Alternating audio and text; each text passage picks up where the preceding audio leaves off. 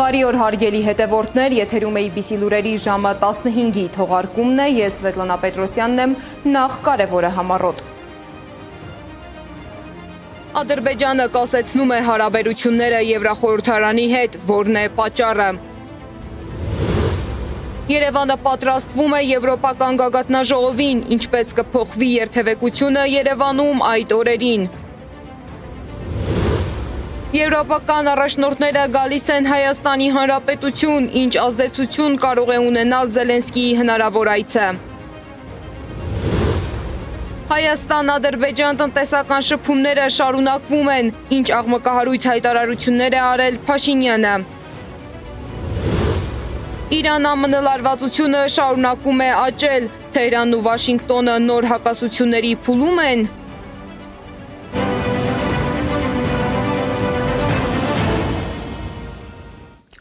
Ադրբեջանի խորհրդարանը հայտարարել է, որ դադարեցնում է հարաբերությունները Եվրախորհրդարանի հետ եւ այսուհետ չի մասնակցի ԵՄ Ադրբեջան խորհրդարանական համագործակցության կոմիտեի աշխատանքներին։ Պաշտոնական Բաքուն այս քայլը հիմնավորում է Եվրախորհրդարանի հակաադրբեջանական գործունեությամբ։ Մինչ որոշման ընդունումը Ադրբեջանում Եվրամիության դեսպանին կանչել են Ադրբեջանի արտաքին գործերի նախարարություն։ Հայաստանի վերաբերյալ Եվրախորհրդարանի ընդունած բանաձևի պատճառով։ Բաքուն դատապարտում է բանաձևը, նշելով, որ այն պարունակում է անհիմն եւ կողմնակալ դրույթներ։ Ամեն ինչ սկսվեց նախօրեին, երբ Եվրախորհրդարանը 476 կողմ, 47 դեմ եւ 48 ձեռնպահ ձայներով ընդունեց Հայաստանի ժողովրդավարությանը սատարող բանաձևը։ Եվրոպական խորհրդարանի այս քայլը ողջունել է նաև Հոյդա Հայդատի Եվրոպայի գրասենյակը, ընդգծելով, որ փաստաթուղթը կարևոր է մարդու իրավունքների, դատական անկախության եւ Արցախի ու հայ գերիների հարցում արդարության պահանջների տեսանկյունից։ Բանաձևը ծառայում է որպես համապարփակ ճանապարհային քարտեզ ԵՄ Հայաստան գործունեության համար, ընդգրկելով նոր ռազմավարական օրակարգի իրականացումը, դիմակայունության եւ աճի ծրագիրը, Հայաստանի պաշտոնական ձգտումը դեպի ԵՄ անդամակցություն։ Բանաձևն անդրադառնում է արդարության եւ անվտանգության այն առանցքային դրույթներին, որոնք էական են տարածաշրջանում կայուն խաղաղության համար։ Եվրոպական խորհրդարանի այս ուղերձը համընկնում է նաև Հայաստանի ներքաղաքական օրակարգի հետ, հատկապես ընտրությունների նախաշեմին։ Դոլչե Վելեի փոխանցմամբ ԵՄ-ն կոչ է անում Երևանին ապահովել բոլոր քաղաքական ուժերի համար հավասար պայմաններ, կանխել ընտրակաշառքը եւ պայքարել ապատեղեկության դեմ։ Պարբերականը գրում է, որ Եվրոպական խորհրդարանը ցանկանում է, այսպես ասած, պաշտպանել Հայաստանում կայանալիք ընտրությունները ռուսական ազդեցությունից։ Ըստ ընդունված բանաձևի, հայերի կամքի ազատ արտահայտման հիմնական սպառնալիքներից մեկը Ռուսաստանի կողմից արտաքին տեղեկատվական միջամտությունն ու մանիպուլյացիան է, որն այդ նպատակով օգտագործում է կիբերհարձակումներ, անօրինական քաղաքական ֆինանսավորում եւ օլիգարխիկ ցանցեր։ Այս սպառնալիքները կառուցվածքային եւ երկարաժամկետ բնույթ ունեն եւ պահանջում են շարունակական ջանքեր, ուժեղացնելու Հայաստանի ժողովրդավարական դիմադրողականությունն ընտրություններից հետո։ Հատուկ մարտահրավեր, որին հավանաբար կբախվի Հայաստանի իշխանությունը, նշանակալի ռուսական համայնքի առկայությունն է Հայաստանում, այդ թվում երկքաղաքացիություն ունեցող անձինք։ Քանի որ Բրյուսելի եւ Երևանի հարաբերությունները մտել են նոր փուլ, որը բնութագրվում է քաղաքական ներգրավվածության ավելի բարձր մակարդակով եւ անվտանգության ոլորտում գործակցության ընդլայնմամբ, Եվրախորհրդարանը կոչ է անում ԵՄ-ին եւ անդամ պետություններին խորացնել համագործակցությունը Հայաստանի հետ ժողովրդավարական կառավարման, օրենքի գերակայության եւ դատական բարեփոխումների ոլորտներում։ Այս ամենի ֆոնին Երևանը պատրաստվում է մայիսի սկզբին կայանալիք Եվրոպական քաղաքական համայնքի 8-րդ գագաթնաժողովին։ Քաղաքապետարանը հրապարակել է, թե մայիսի 2-ից 5-ը որ փողոցներում է երթևեկությունը սահմանափակվելու։ Հիմնականում փակ է լինելու Հաղթանակ կամրջից Աթենքի փողոց տանող ճանապարհահատվածը, Քորյան փողոցից Ծիծեռնակաբերդի խճուղի տանող ուղղությունը, Հանրապետության հրապարակը, Աբովյան փողոցը, Սայաթ Նովայի պողոտայից դեպի Հանրապետության հրապարակ հատվածը, Մաշտոցի պողոտայից եւ Գրիգոր Լուսավորչի փողոցից հաղթանակի կամուրջ տանող հատվածները, Ագաթանկեղոսի, Գրիգոր Լուսավորչի, Արշակունյաց պողոտա Խաչմերուկից Գրիգոր Լուսավորչի փողոց ուղղությունը, Շահումյան հրապարակից Բեյրութի փողոց ընկած հատվածը, Ազատության պողոտան, Բաբայան փողոցից Սարալանջի շրջանցիկ ճանապարհ տանող հատվածը բարբերաբար կսահմանափակվի երթևեկությունը Իսակովի պողոտայում։ Այդ օրերի երթևեկության սահմանափակումներին կարող եք ծանոթանալ մեր պաշտոնական կայքում։ Եվրոպական առաջնորդները գալիս են Հայաստան։ Ռուսական Իզվեստիա պարբերականը հղում անելով մասնագետներին գրել է, որ Բրյուսելն ու Փարիզը անում են ամեն բան ապահովելու Հայաստանի իշխող կուսակցության հաղթանակն առաջիկա խորհրդարանական ընտրությանը։ Իսկ թուրքական լրատվամիջոցները գրում են, որ նախագահ Ռաջեփ Թայիփ Էրդողանը հրավիրվել է Երևան մասնակցելու եվրոպական քաղաքական համայնքի գագաթնաժողովին։ Ըստ BBC-ի թուրքական ծառայության դեռևս պարզ չէ Էրդողանը կմասնակցի երևանյան հանդիպմանը, թե ոչ։ Թուրքիայից որևիցե պաշտոնական հայտարարություն չի հնչել, իսկ Եվրամիության պաշտոնյաներից մեկն ասել է, որ մասնակիցների ցուցակը վերջնականապես հաստատված չէ եւ Էրդողանի մասնակցության հարցը կորոշվի առաջիկա օրերին։ Իսկ Փաշինյանն ավելի վաղ հայտարարել էր, որ Եվրոպական քաղաքական համայնքի բոլոր անդամներին, այդ թվում Ուկրաինայի նախագահին, սպասում է Հայաստանում։ Զելենսկիի հնարավոր այցը մտահոգություն է առաջացրել քաղաքագետների շրջանում։ Մասնագետների խոսքով նման այցը, եթե տեղի ունենա բազմակողմ հարթակի շրջանակում, կարող է ազդեցություն ունենալ միաժամանակ մի քանի ուղղություններով՝ քաղաքական, անվտանգային, նաև տնտեսական։ Զելենսկիի հնարավոր այցի շուրջ վերլուծությունները Սեդա Կյուրեխյանի ռեպորտաժում։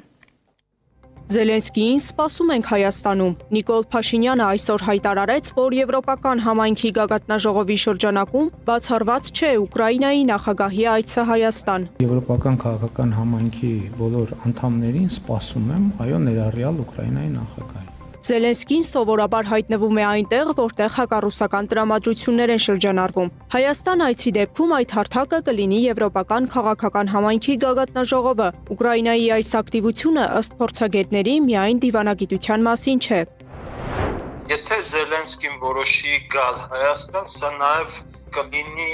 Ռուսաստանին ուղերձ, որ Ռուսաստանը այլևս չի տիրապետում իր նախկին, ասենք, ազդեցության գոտիներին, եւ որ Զելենսկին այլ գոտիների ցանկալի առանց է։ Որքան էլ տարօրինակ թվա, Զելենսկիի հնարավոր այցից մեծապես Նիկոլ Փաշինյանն է տուժելու, պնդում է քաղաքագետ Վահե Հովհաննիսյանը։ Վտանգը մեծ է, որ Զելենսկին Հայաստանում կդառնա գլխավոր դերակատարը։ Նա իր պատերազմով ու իր կերպարով Եվրոպայի համար ավելի հետաքրքիր օբյեկտ է լինելու, ում շուրջ էլ պտտվելու է գագաթնաժողովը, բայց սա միակ վտանգը չէ։ Զելենսկին Երևանում նշանակում է մի քանի օր Հայաստանը դարձնել հակառուսականության էպիկենտրոն։ Զելենսկին Երևանում նշանակում է իր հայտարարություններով անթակույց գրգռվածություն առաջացնել մեզ հարևան առնվազն 3 պետությունների մոտ՝ Իրան, Վրաստան, նույնիսկ Թուրքիա։ Այստեղ հատկապես ուշագրավ է Վրաստանի գործոնը։ Թբիլիսին չի ողջունում Զելենսկիի քաղաքականությունը, նաև փորձում է բալանս պահպանել տարածաշրջանային ազդեցության կենտրոնների Ռուսաստանի ու Եվրոպայի միջև։ Զելենսկիի այցը Հայաստան կարող է նվազեցնել այդ բալանսի հնարավորությունները։ Բացական իրավիճակում կարող է ունենալ նաև հաշվի առնելով, որ Ուկրաինայի եւ Վրաստանի միջև հարաբերությունները գնալով ավելի են սարքում։ Եվ այդ առումով Վրաստանը բացական դիտարկի այցը։ Պնդումը, թե Հայաստանը մայիսյան գագաթնաժողովի օրերին կդառնա հակառուսականության էպիկենտրոն, միանշանակ իր գինն է ունենալու, ինչպես արտաքին, այնպես էլ ներքին դաշտում, պնդում են զրուցակիցներս։ Որտեղ Զելենսկին տանում են, դա ապտակա Ռուսաստանի քաղաքական առումով։ Այդ ապտակ ուզում են Հայաստանում հասցնել, որ Հայաստանին Ադրբեջանի հետ փոխել ավելի խորացնել հարաբերությունները Ռուսաստանի հետ։ Ռիսկերն առաջին հերթին տնտեսական են լինելու, մանր ճնշումներ, Լարսի հետ կապված խնդիրներ, ապրանքների սահմանափակում, որոնց ականատես եղանք նաև այսօր։ Հերթական 1.1 միլիոն շիշ ջերմուկի վաճառքը կասեցվեց Ռուսաստանում, բայց Եվրոպական համայնքին Հայաստանի կրած տնտեսական վնասը մեծ հաշվով չի հետաքրքրում, ասում է Դանիելյանը։ Վերլուծաբանների մի մասն էլ կարծում է Մոսկվան այս փուլում կտրուկ քայլերի չի գնա։ Ռուսաստանից առանձնակ այսպես ասենք, հակազդեցություն դժվար թե կարելի է սպասել, հատկապես որ Ռուսաստանի համար թե միջոցառման փաստը Հայաստանում Հայաստանի իշխանությունների վարքագիծը բացարձակապես նորություն չեն եւ Ռուսաստանում կարծում եմ պատրաստվում են ոչ թե կարճաժամկետ ռեակտիվ արձագանքների, այլ երկարաժամկետ ռազմավարություն են փորձելու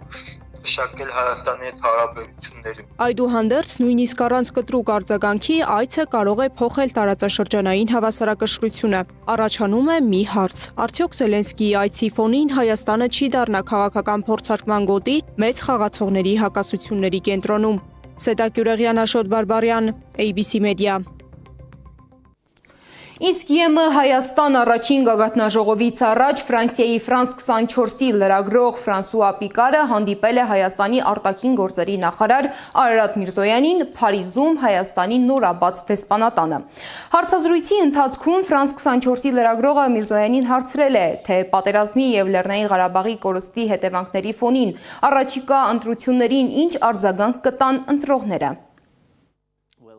Հեշտ չէ մոռանալ եւ անհրաժեշտություն չկա մոռանալու։ Մենք իհարկե կհիշենք, բայց մենք նաեւ պետք է վերլուծենք, որ մեր ազգն այժմ պետք է կենտրոնանա ներկայի եւ ապագայի վրա, այլ ոչ թե մնա անցյալում։ Հայաստանում կան շատ նոր հնարավորություններ, ենթակառուցվածքներ, արհեստական բանականություն, տվյալների կենտրոններ, ժամանակակից դպրոցներ, կրթություն, համալսարաններ։ Հայաստանի ժողովուրդն ամուր աջակցում է խաղաղության օրակարգին եւ ունի եվրոպական ձգտումներ, Եվրամիության հետ ավելի սերտ կապերը համարելով եւ քաղաքական ուղղություն եւ հասարակական ընտրություն։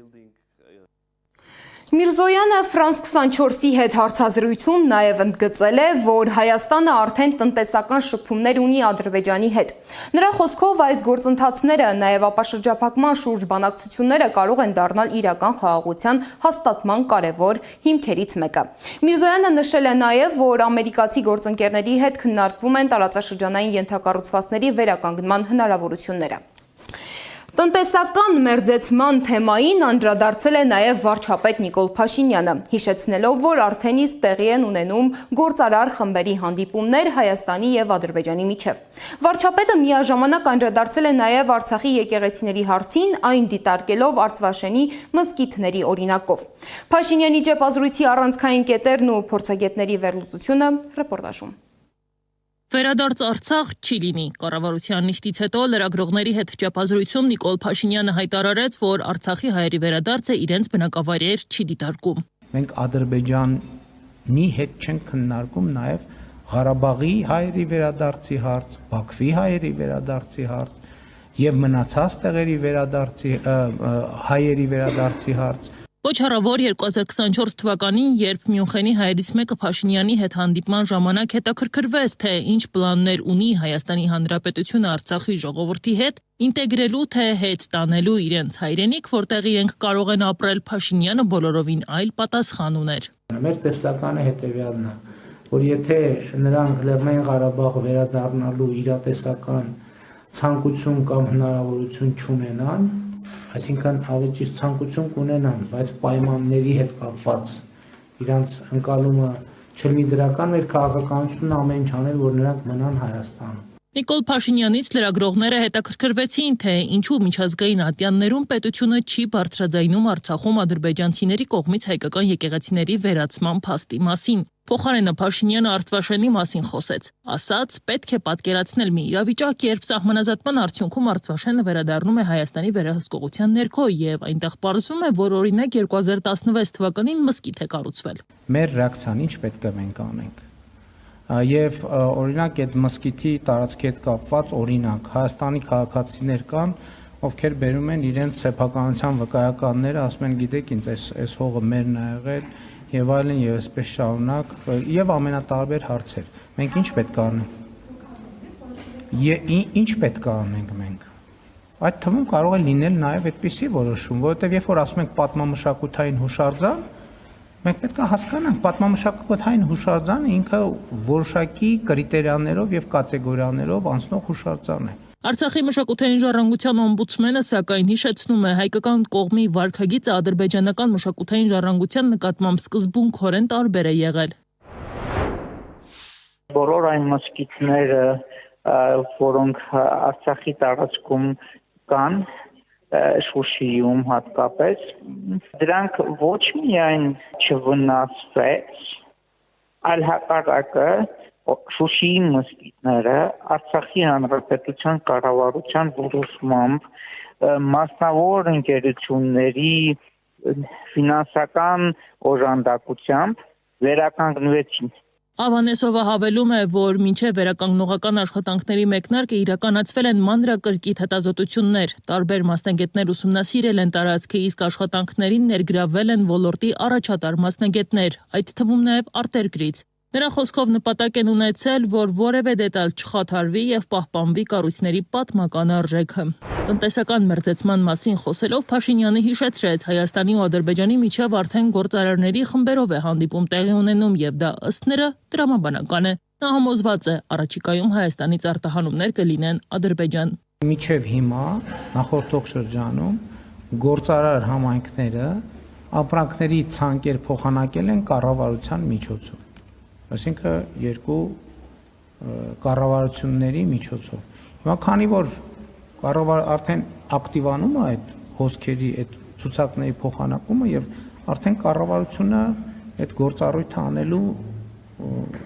այսինքն պատեհություն չունի եւ խնդիրն է նա, որ հետաքրքրված գործարարներին, ովքեր ցուցակները փոխանցել են, մենք կազմակերպում ենք, ասում ենք սրանից հետո արդեն աշխատեք իրար հետ։ Ինչ վերաբերում է գերիներին, Նիկոլ Փաշինյանը պնդում է, Բաքվից գերիները միշտ էլ ընտրություններից առաջ են վերադարձել ու ըստ նրա դիտարկմամբ ժողովրդավարական երկրում միշտ ընտրություններից առաջ է տեղի ունենում այս գործընթացը։ Քաղաքագետ Արա Պողոսյանի գնահատմամբ քաղաքական գիտության կամ ժողովրդավարական պետությունների պրակտիկայում գերիների վերադարձի եւ ընտրական գործընթացների միջև որևէ օրինաչափություն գոյություն չունի։ Նրա խոսքով նման պնդումը ենթադրում է, թե Ադրբեջանը կարող է ուղղակի ազդեցություն ունենալ Հայաստանի ներքին, մասնավորապես ընտրական գործընթացների վրա, ինչը նա համարում է անհիմն մոտեցում։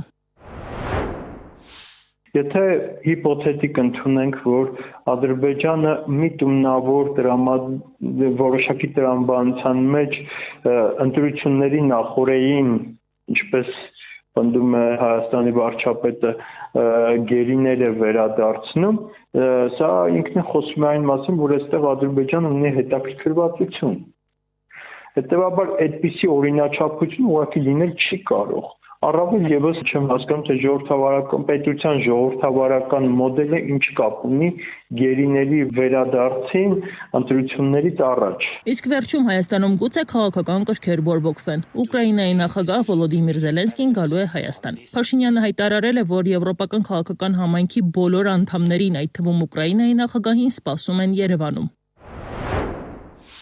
Ռուսաստանում հրաշալի գիտեն, թե Հայաստանի իշխանությունները ինչ քաղաքականություն են վարում, օրինակ, ամենապարզ օրինակը Հայաստանի իշխանությունները ներքին դիսկուրսում պարբերաբար տարածում են թեզը, որ Ռուսաստանը Հայաստանի դեմ վարում է հիբրիդային պատերազմ։ Այս հայտարարությունը քաղաքագետի գնահատմամբ արդեն իսկ արտահայտում է հարաբերությունների բավական կոշտ ֆոնը։ Միևնույն ժամանակ վերլուծաբանը չի բացառում, որ կարող են հնչել հայտարարություններ, որոնք նախկինի համեմատ ավելի մեղմ կլինեն, նկատելով, որ Ռուսաստանը վերջին շրջանում փորձում է որոշակիորեն վերանայել իր մոտեցումները։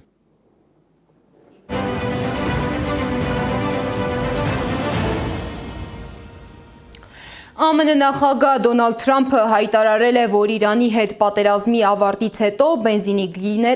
գները կիջնել։ Նավթի շուկան, որը վերջին շրջանում հասել էր 4 տարվա առավելագույնին, 1 բարելի համար ավելի քան $126 աստիճանաբար կայունացման նշաններ է ցույց տալիս։ Իսկ Իրանի նախագահը հայտարարել է, որ այնինչ տեղի է ունենում ծովային շրջափակման քողի տակ, ռազմական գործողության շարունակություն է այն երկրի դեմ, որը պարզապես վճարում է իր անսասանության եւ անկախության գինը։ Իսկ Իսրայելը չի բացառում Իրանի դեմ նոր գործողությունները, նշելով, որ տարածաշրջանային անվտանգությունը դեռ կայուն չէ։ Միջազգային մյուս լուրերը հավաքագրել է Զառա Սարգսյանը։ Իրանը մտադիր է հետագայում եւս վերահսկել Պարսից ծոցն ու Հորմուզի նեղուցը, ասվում է Իրանի գերագույն հոգևոր առաջնորդ Մոջտաբա Խամենեիի Պարսից ծոցի օրվան նվիրված ուղերձում։ Աստծո կամքով եւ զորությամբ Պարսից ծոցի տարածաշրջանի պայծառապագան կլինի առանց Ամերիկայի, փոխարենը նվիրված իր ժողովուրդների առաջընթացին ու բարգավաճմանը, ասվում է Խամենեիի ուղերձում։ Հորմուզի փոխարեն ցանկացած այլ անվան օգտագործումն անկասկած կոպիտ սխալ է, հայտարարել է Իրանի արտգործնախարար Աբբաս Արաղչին։ Հիշեցնենք, որ Դոնալդ Թրամփը լուսանկար էր հրապարակել, որտեղ Հորմուզի նեղուցն անվանված է Թրամփի նեղուց։ Իտալիան մեզ ընդհանրապես չի օգնել, Իսպանիան իրեն սարսափելի է պահելու պահում, իսկ Ֆրիդրիխ Մերցը սարսափելի աշխատանք է տանում Գերմանիայում։ Թրամփը մի ելույթում քննադատել է Վաշինգտոնի 3 հիմնական դաշնակիցներին։ Նա նաև հայտարարել է, որ քննարկում է ամերիկյան զորքը Գերմանիայից, Իսպանիայից եւ Իտալիայից դուրս բերելու հարցը։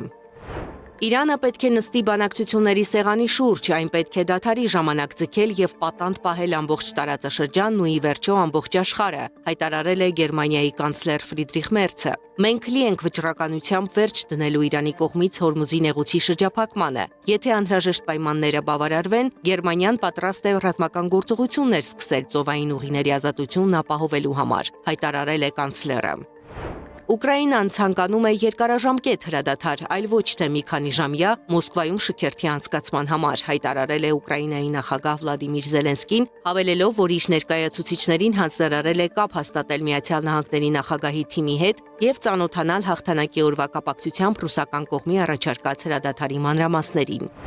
Ի պատասխան Կրեմլից հայտնել են, որ հաղթանակի օրը հրադադարի վերաբերյալ Ուկրաինայի համաձայնությունը պետք էլ չէ, դա Պուտինի որոշումն է եւ այն կիրականացվի։ Ռուսաստանը մտադիր է հաղթանակի օրը դադարեցնել կրակը, անկախ նրանից, թե Ուկրաինան համաձայն է թե ոչ, ասել է Պուտինի խոսնակը։ Զելենսկին հրամանագիր է ստորագրել Բելարուսի քաղաքացիների, այդ թվում Ալեքսանդր Լուկաշենկոյի որդիների, Վիկտոր եւ Դմիտրի Լուկաշենկոների նկատմամբ պատժամիջոցներ կիրառելու մասին։ Սահմանափակումները գործելու են 10 տարի ժամկետով, դրանք ներառում են նաեւ ակտիվների սառեցում։ Մենք չպետք է նվաստացնենք մեզ Ռուսաստանից բանակցություններ խնդրելով, հայտարարել է Եվրամիության գլխավոր դիվանագետ Կայա Կալասը։ Փոխարենը մենք պետք է նրանց դնենք այնպիսի իրավիճակում, որ նրանք բանակցությունների պատրվակից անցնեն իրական բանակցությունների։ Ահա թե ինչու ենք մենք բանակցություններ նախատեսել Եվրամիության արտաքին գործերի նախարարների հետ Կիպրոսում, ասել է Եվրամիության գլխավոր դիվանագետը։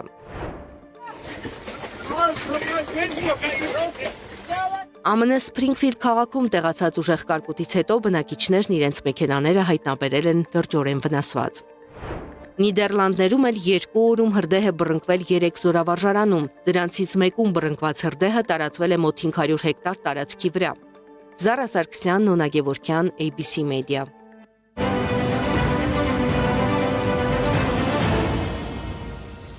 Այսօր աշխարհի ավելի քան 140 երկրում, այդ թվում նաև Հայաստանում, նշվում է աշխատանքի եւ աշխատավորների համերաշխության միջազգային օրը։ Մայիսի 1-ի պատմությունը սկսվում է 19-րդ դարի վերջից, երբ Չիկագոյի բանվորները սկսեցին զանգվածային գործադուլ, պահանջելով 8-ժամյա աշխատանքային օր։ 1889 թվականին Փարիզում հենց այդ օրը հռչակվեց որպես աշխատավորների համերաշխության միջազգային օր։ ABC Media-ն տոնի առթիվ շնորհավորում է բոլորին։ Genesis Armenia ուղեղային կենտրոն հիմնադրամը ևս շնորհավորել է մայիսի 1-ը, ընդգծելով, որ այն ոչ միայն հիշատակի օր է, այլ նաև հնարավորություն վերանայելու արժանապատիվ աշխատանքի եւ սոցիալական արդարության արժեքները ժամանակակից Հայաստանի զարգացման համատեքստում։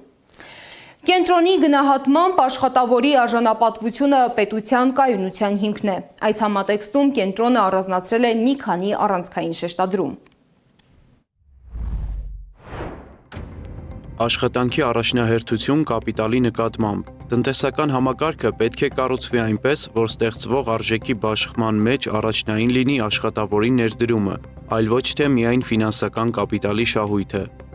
Սոցիալական համերաշխության վերականգնում։ Ծայրահեղ անհավասարությունը քայքայում է հասարակական համախմբվածությունը, նվազեցնում վստահությունը պետության նկատմամբ եւ խաթարում ազգային միասնականության հիմքերը։ Համերաշխությունը ոչ միայն կարգախոս է, այլ նաև հիմնական գործոն, որով հնարավոր է վերակառուցել հասարակությունը, հիմնված փոխադարձ հարգանքի եւ ազգային միասնության վրա։ Ռազմավարական ոլորտների պետական կամ խառը վերահսկողություն։ Էներգետիկական ջուրը, ենթակառուցվածքները, կենսական նշանակության արտադրությունները չեն կարող ամբողջությամբ ենթարկվել շուկայական անկանխատեսելիությանը։ Արժանապատիվ աշխատանքի երաշխավորում։ Աշխատավարձը պետք է ապահովի ոչ միայն ֆիզիկական գոյատևում, այլ նաև սոցիալական վերարտադրություն, կրթություն, առողջապահություն, մշակութային կյանք։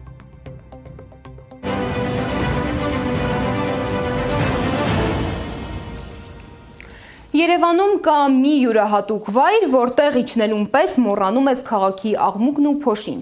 Դա Ավանի աղի հանքն է, ստորգետնյա առողջարան, որը գտնվում է մոտ 235 մետր խորության վրա։ Ավանի աղի հանք այս անգամ գնացի ինքս, հասկանալու թե ինչ է թաքնված ստորգետնյա աշխարհում։ Իջնելով ներքև հայտնվում ես լիովին այլ միջավայրում, որտեղ արտաքին աշխարհի հետ կապը կարծես ընդհատվում է։ Խոսել եմ տնօրենի ժամանակավոր պաշտոնակատարի հետ, որը պատմեց, թե ինչպես է կենտրոնը շարունակում աշխատել առանց պետական աջակցության։ Բժիշկներն էլ վստահեցնում են, այստեղի միկրոկլիման օգնում է շնչառական խնդիրներ ունեցող մարդկանց։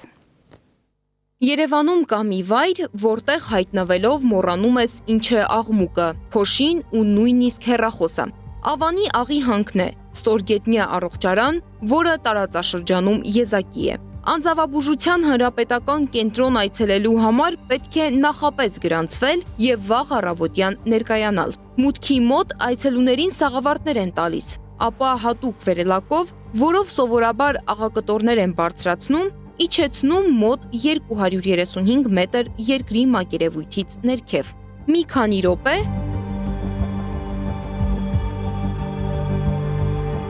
եւ դու աղե մի աշխարհում ես, որտեղ չկան աղմուկ, փոշի, վնասակար նյութեր, ռադիացիա եւ անգամ հեռախոսակապ։ Համեցեք, զգուշ եղեք ոտքից, զգուշ եղեք։ Մենք հիմա իջանք երկրի մակերևույթից 235 մետր խորության վրա են գտնվում։ Բայց սա պարզապես աղի հանք չէ։ Սա մի ամբողջ ստորգետնյա քաղաք է, որտեղ մարդիկ գալիս են բուժվելու։ Կորանը, որ մենք իջանք, սկսվել է փորվել 55-56 թվականներին, երբ որ Սովետական միությունում ենթադրել եմ, որ եթե Ադրբեջանը, Իրաքը, Իրանը ունեն նավթ, ապա չի կարող պատահի Վրաստանն ու Հայաստանը չունենա, եւ սկսել են փորել այս փորվածքը։ Բնականաբար մինչև դերսրանից էլ մի 30-40 մետր ներքև իջել են, տեսել են, որ չկա նավթ, բայց տեսել են, որ մեր մոտ բաների բազալտի սալերի արանքներում կա աղի կուտակումներ, տարբեր հարթությունների վրա։ Եվ 65 թվականից սկսել են հանքը շահագործել որպես աղի հանք։ 1985 թվականին թոքաբան ակադեմիկոս Ամատունին հիմնվելով իր եւ միջազգային ուսումնասիրությունների վրա եզրակացրել է, որ աղի անձավների միկրոկլիման կարող է արդյունավետ լինել ասթմայի բուժման համար։ Նրա նախաձեռնությամբ էլ ստեղծվել է անձավաբուժարանը։ Ավելի քան 4000 քառակուսի մետր տարածք վերածվել է յուրահատուկ բուժական կենտրոնի, քնի սենյակներով, զբոսանքի ուղիներով եւ նույնիսկ մարզման գոտիներով։ Անձավաբուժարանն ունի 4800 մետր տարածք, որից 800 մետրը թունելն է մոտեցման, 4000 մետրը հենց անմիջապես անձավաբուժարանն է։ 39 տարի առողջարանը աշխատել է եւ 39 տարի իր գործունեությամբ ապացուցել է, որ դա շատ կարևոր օբյեկտ է, դա ասենք ազգային արժեք է այսօրվա դրությամբ դառել, որովհետեւ իրոք օգնում է շնչառական ուղիների բարելավմանը, իմունիտետի բարձրացմանը, բայց ցավոք սրտի անձավաբուժությունը դա ապացուցողական բժշկություն չի։ Սակայն տարիների ընթացքում կենտրոնի շուրջ վերաբերմունքը փոխվել է։ 2016 թվականից առողջապահության նախարարությունը նշել է, որ անձավաբուժությունը չի համապատասխանում ապացուցողական բժշկության չափանիշներին։ 2020-ից էլ պետական ֆինանսավորումը դադարեցվել է։ 2016 թվականին տվել են պետգույքի կոմիտեին, որպեսզի պետգույքը մասնավորեցնի։ Բնականաբար փաստաթղթերի բազում պակաս կար, նույնիսկ հասցե չուներ, չէր բաժանած կոմբինատից, ասենք կադաստրով, այդ բոլորը ես 3 տարի արդեն տնօրեն եմ, ես այդ բոլորը կազմակերպեցի եւ անցած տարի արդեն քանի որ ուներ արդեն կմախքը, այս կազմակերպությունը հասցե, ասենք կադաստրի թուղթ եւ այլն, դրվեց մասնավորեցման։ Նախարարությունից ընդգծում են, նման բուժումն ավելի նպատակահարմար է կիրառել բազմապրոֆիլ բժշկական կենտրոններում, որպես բուժման լրացուցիչ փուլ։ Մեր քաղաքականության մեջ մենք ուղենիշ ենք ընտրել հիվանդությունների բուժման համալիր մոտեցումը, փոխկապակցելով հիվանդությունների առաջնային, երկրորդային կանխարգելումը, վաղ հայտնաբերումը, սուր, ենթասուր քրոնիկական փուլերի բուժումը, ինչպես նաև առողջարանային վերականգնողական բուժումը եւ խնամքը, անձավաբուժական բժշկական օգնությունը, հիվանդությունների կանխարգելման եւ բուժման իմ նշած համալիր մոտեցման համատեքստում դիտարկվում է այդ շղթայի էլեմենտ։ Բայց մասնագետները համաձայն չեն։ Բժիշկ Անուշ Ոսկանյանը հակադարձում է. տարիների ընթացքում գրանցված արդյունքները, հիվանդների դրական փոփոխությունները եւ դրանց հիման վրա իրականացված գիտական աշխատանքները հակառակն են ապացուցում։ 2019 թվականին մեր պետպատվերը հանեցին պատճառաբաները, որ սա ոչ ապացուցողական բժշկություն է, բայց դա աբսուրդ է։ Մեր կլինիկայում 3 հատ տեխնացիական դիսերտացիա է պաշտպանվել, որոնք եւ ապացուցում են դրա արդյունավետությունը։ Դրա համար այդպեսի բան ասել, որ ոչ ապացուցողական է, ուղղակի հիմարություն է եւ Հակոբյանի խոսքով կենտրոնի գործունեությունը պահպանելը գնալով ավելի բարդ է դարձել ֆինանսական առումով, իսկ ինչպես է գոյատևում անձավաբուժարանը։ Կառավարության կողմից ընդունված որոշման կարգը հետևյալն է. ամեն ամիսը մեկ հայտարարվում է այդ մրցույթը։ Եթե մրցույթը չի կայանում, պետգույքի կոմիտեն նորից մեկ ամիս հետո մրցույթ է դնում։ Տնօրենի ժամանակավոր պաշտոնակատարը նշում է, որ նախկինում 16 աշխատակից ունեին։ Ստիպված են եղել կրճատել հաստիքները։ Հիմա ունեն 2 հաստիքով եւ եւս 4 պայմանագրերով աշխատակիցներ։ 2020-ին, երբ կենտրոնը դեռ պետպատվերով էր գործում, դրա ֆինանսական շրջանառությունը զգալիորեն ավելի բարձր էր։ Այսօր այն գրեթե կրկնակի, նույնիսկ մոտ եռակի կրճատվել է։ Փակեցինք, չեղավ, չաշխատեց, ուրեմն ոչ մի անձավաբուժարան ոչ ստեղ կա, ոչ հարևան պետություններում կա, ոչ Կովկասում կա, ոչ Ռուսաստանում կա մի հատ Բելարուսում, բայց Բելարուսում էլ կալի աղի վրա է, կալինի աղն է։ Նատրի չի։ Իսկ մեր մոտ նատրի քլորն է։ Կալինի աղը նույն էֆեկտը չի տալի առողջության համար, ինչ որ նատրի քլորն է տալի։ Նատրի քլորով չկա, ասենք, այս ամբողջ տարածքում էլ ոչինչ չկա։ Դրա համար սա կարծում եմ ազգային հարստություն է, որը որ պետք է պահել, փայփայել մինչև հիմնական խնդիրները լուծվի։ Բժիշկ Ոսկանյանը կենտրոնի առաջին աշխատակիցներից է։ Հիշում է, տարիներ առաջ այստեղ այցելուների հոսքը այնքան մեծ էր, որ մարդիկ հերթագրվում էին շաբաթներով, երբեմն նույնիսկ ամիսներով։ Նրա խոսքով ամառ թե ձմեռ կենտրոնում կայուն 19-ից 20 աստիճան է։ Այցելությունների օպտիմալ քանակը 20 պրոցեդուրան է։ Առաջի 7 պրոցեդուրան դա ադապտացիայի շրջանն է, այսինքն օրգանիզմը հարմարվում է այս միկրոկլիմային, որից հետո սկսվում է դրա դրական ազդեցությունը օրորի եւ հասնում է իր գագաթնակետին 20-րդ օրը։ Հիվանդները ունեն գծած ռեժիմ, հա, ինչ պետք է անեն։ Նախ իջնում են եւ կատարում են առողջարար բուժական քայլք, որից հետո մի հատ բժշկի այցելություն է լինում,